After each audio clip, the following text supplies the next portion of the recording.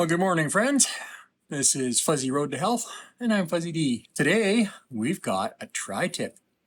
This will be my first tri-tip. I've been wanting to try this for a long time. So today we're going to be doing this sous vide. Now, a lot of the videos that I've watched online say that they're doing them for 2 hours sous vide. But I'm going to try it for 4 hours because I like my stuff just a little more tender. Let's get started.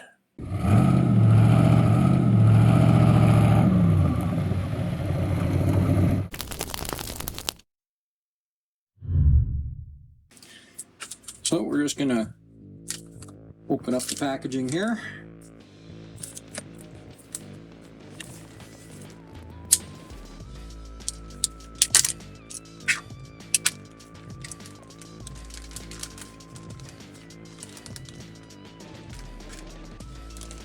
That's a pretty nice looking tri-tip. So we've got a little bit of silver skin on here that we're going to trim off. So we've got a little bit here.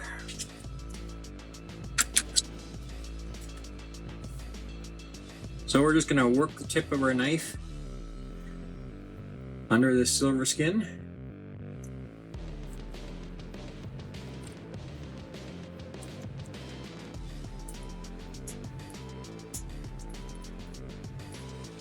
Well,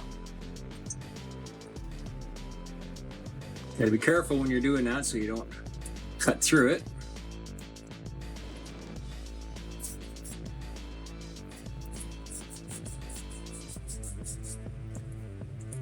Once we get under it, we're going to hold our knife at a slight upward angle.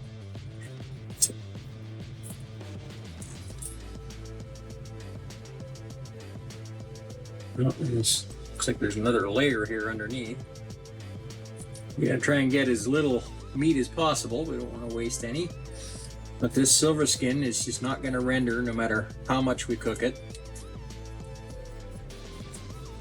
We're going to add our Himalayan salt. So this is just a nice coarse Himalayan salt. Now there's lots of controversy out there because a lot of this is faked. So if you want to get the brand that I use, I'll leave a link down in the description for you. Full disclosure, this is an Amazon link that I make a small percentage on, but you get the same price as you always would, and it helps us out a little bit. So this is a pretty big chunk of meat, so we're going to put on lots. Keep in mind that when you're sous videing, you need more seasoning than you normally would, because a lot of that seasoning gets pulled out into the juices that get left behind.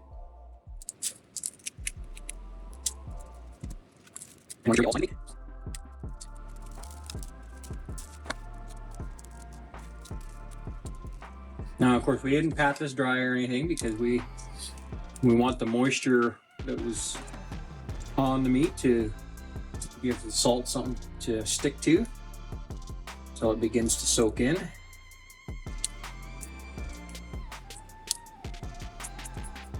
Now, this is going to be a tight squeeze to get it in this bag. There are larger bags available out there, and I've got one if it doesn't fit, but I think we can get it squeezed into this one. Now, just remember, when you're going to be using Ziplocs instead of vacuum sealing, make sure you've got a good quality freezer Ziploc bag of some kind.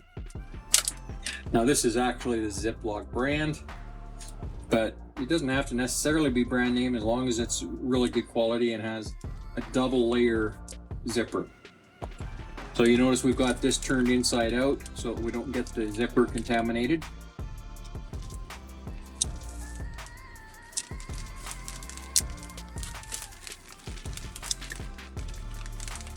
Oh yeah, just fits. We're going to use the water displacement method to get the air out of this. So we just put it down in the water. And we let that water pressure push all that air out of the bag. We got that sealed up. Just let that sink down in there. So we're going to be cooking this at 135 degrees Fahrenheit. And because we're going to be searing just the outside of the whole roast when we're done, rather than individual slices. so we can get away with doing the full medium rare cook. So we're cooking this for 4 hours. And it looks like it's started. And we're gonna lay the lid across here to keep the water from evaporating. And I'll bring you back when we're ready to pull this out and sear it. See you in a little bit. Okay, our sous vide cook is complete.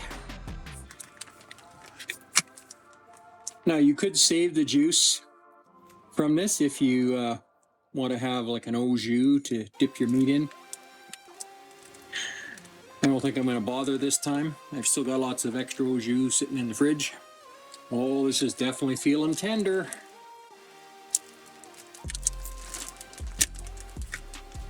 So we're just going to make sure we pat it dry. We're going to brown this or sear it in frying pan. So you have to make sure that it's really, really dry. Dry as you can get it. Otherwise it just won't sear properly. It'll steam instead and then you'll wind up overcooking it. So just as a reminder, we cooked this at 135 degrees Fahrenheit. And we cooked it for 4 hours.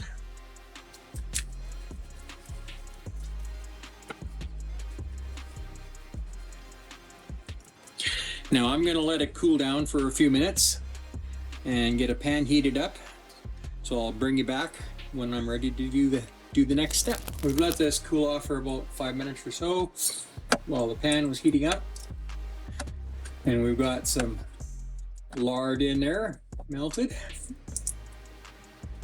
So we're just going to carefully lay this in.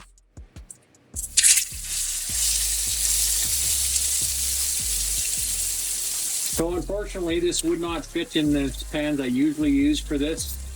So I don't have that nice thick bottom stainless steel pan, but it should do pretty good. So we're gonna let it go about 1 minute each side. I think I need to add a little more lard here. You just don't have a thick enough layer of melted fat here to get that good interface between the pan and the meat. We need that good interface so that we get a nice even browning. Unfortunately, this particular pan isn't the best of quality. It's got a little bit of a hump in the bottom of the pan, so we don't get a nice even layer of liquid fat. I think this will give us enough. Let's check the bottom here, see how we're doing.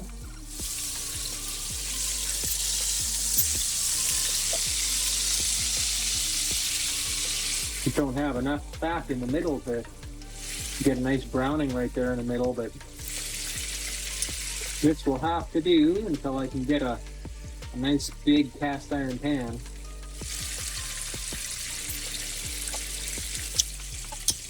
Okay, let's see how we're doing.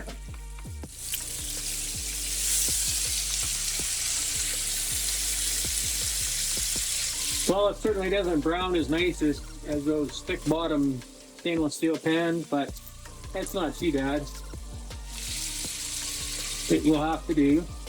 Now, another way you can do this is if you cook it to 121 degrees instead of 135, then you could put it in the oven at 500 degrees for about 15-20 minutes, and that would give you the nice brown all the way around, and the inside should be brought up to the 135.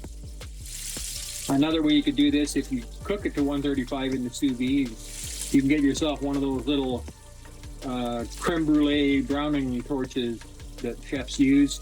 There's also some other ones that are meant more for meat. I'm actually considering getting one of those because I'm doing so much sous vide now.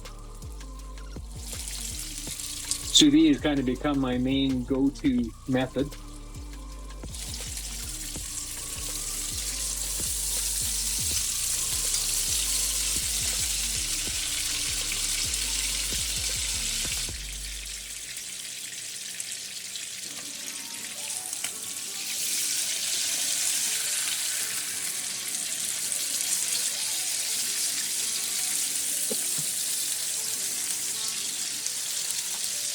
So I think we're pretty much there. We'll turn off the burner. Gonna go for a little bit more.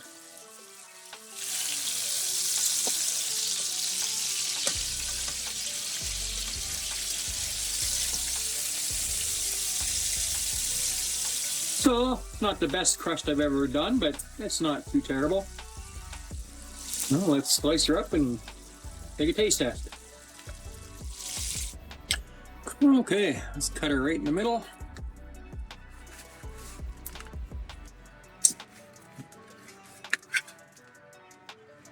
Oh, look at that. Perfect medium rare in the middle and cooked perfectly edge to edge. That's one of the things I just love about sous vide. So let's cut a few slices off of here.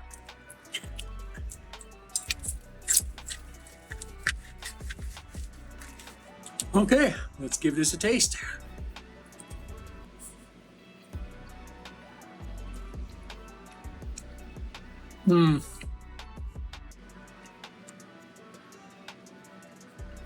Oh yeah.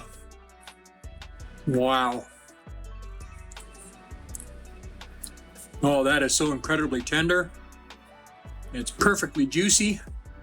And the flavor, my goodness. I'm just amazed at how much of a different flavor this has than most other cuts of meat. This has such an incredible rich beef flavor that you just don't find in most other cuts.